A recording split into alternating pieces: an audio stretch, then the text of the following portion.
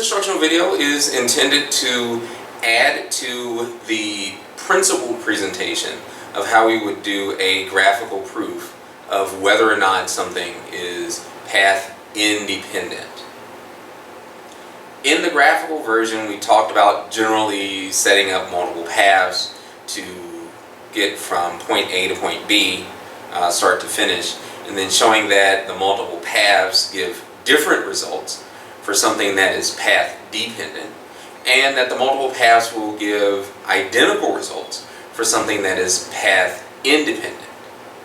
And so this video will cover how we show that path independence proof for the internal energy of an ideal gas undergoing a reversible expansion.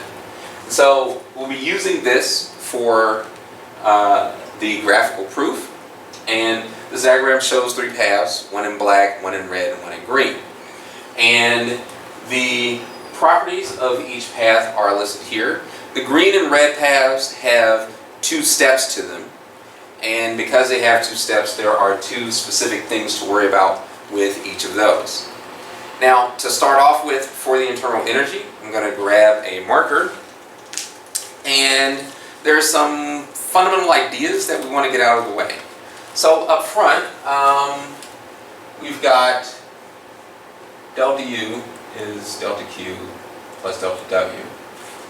If we want to write that in terms of differentials, then we can use du equals path dq plus path dw. And so those are fairly standard things. One other result we have is that we can talk about how the internal energy of an ideal gas is a function of temperature alone.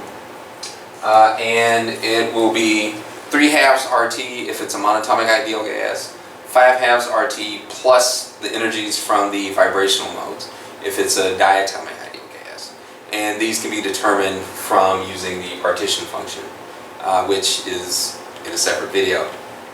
So let's look at what happens with path A, which is an isothermal expansion. Isothermal means that delta T is going to be 0, and if delta T is going to be 0, then delta U will have to be 0. So for path A,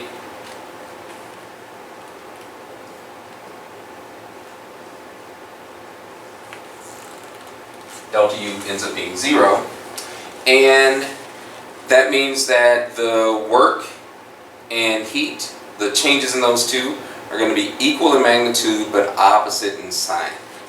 And so the important result that we get from that then is that the change in work, if we use minus integral P dV, we can replace the pressure with nRT over V.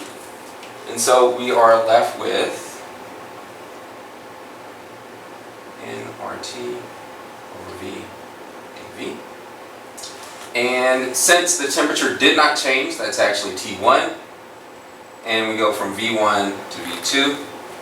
So the useful result we have for path A is that the work is minus nRT1 ln V2 over V1. So delta U is 0. We have a value for the work in this case, and that's going to come in handy at a later point. So I'm going to put a black marker down and use the green one to talk about paths B and C. So path B is an adiabatic expansion. Adiabatic means that our delta Q is 0, and so the entirety of this then falls to delta U being just a function where we're going to integrate heat capacity. And we could also do this in terms of the work, but this is a much more straightforward way of looking at it. So that's for B. And now we need for C. For path C, it's isoporic heating. Isoporic meaning that the delta V is 0. So that means that the work is 0, and we could just, once again, use our delta U from heat capacity. And so in this case, we're going from T2 to T1. And what should be straightforward, if you remember your calculus, is that integrating from T1 to T2 of some quantity, adding to it integrating from T2 to T1 of some quantity, well, that's just going to give us delta U equals 0. So that's for B and C, which is the entirety of the green path. So far we've taken the black and the green and come up with delta U equals 0. In fact, let's circle that as the important result.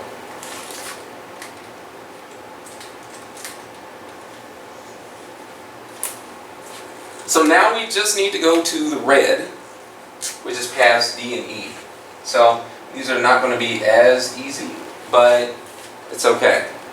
So in this case, we've got delta U. We can work that the same way, isobaric expansion, pressure's constant. And we've got the same thing for path E, except it is isochoric, meaning that the volume doesn't change. So this one we're going from T1 to T3. And for E, we end up going from T3 to T1. And that's going to give us a delta U of 0 as well. And so what we have here is for the black path, delta U is 0 because the temperature does not change, and it's a function of temperature. For the green path, we have delta U of 0 because whatever happens on path B is canceled out by path C thanks to the temperature changes. And for the red path, the same result, just different temperatures, T3 instead of T2, but the same result from our calculus. So this gives us evidence that we've taken three paths that are definitely different from each other, and we've gotten the same answer in each case for the internal energy. So it's path independent and is therefore a state function.